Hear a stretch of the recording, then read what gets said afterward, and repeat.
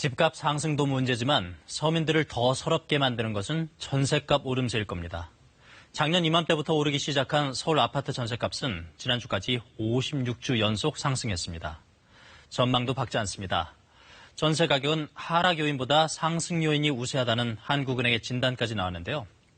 신도시 청약 대기자 등으로 전세 수요는 계속 많겠지만 집주인들이 월세를 선호하면서 공급은 계속 줄고 있다는 게 이유입니다.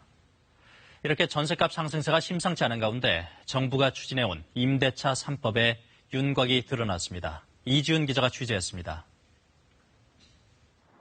전셋값 상승세는 직장인 수요가 많거나 학군이 좋은 단지 위주로 두드러집니다. 이 아파트 단지의 경우 59제곱미터 전셋값이 한 달 새 5천만 원 올라 7억 원 선에 거래됐습니다. 올해 더 많이 올해 기회는 6억 3천이 나왔고 수익까지도 가격을 매달리고 세입자들의 부담이 커질 수밖에 없어 정부가 10건 넘게 발의된 임대차 관련 법안을 압축해 속도감 있게 처리하기로 했습니다. 우선 기존 계약 2년에 한 번 더 연장할 수 있게 해 세입자의 최소 4년 거주를 보장하도록 하겠다는 겁니다. 계약이 남아있는 기존 세입자에도 소급 적용하는 방안이 유력합니다.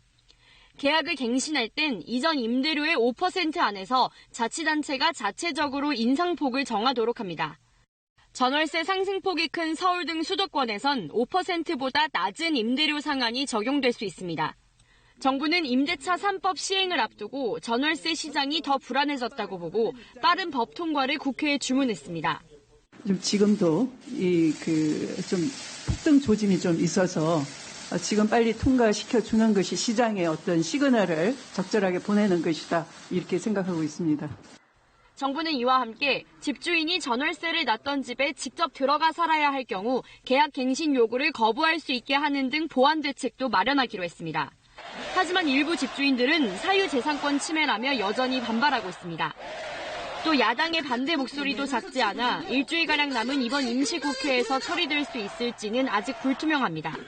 KBS 뉴스 이지윤입니다.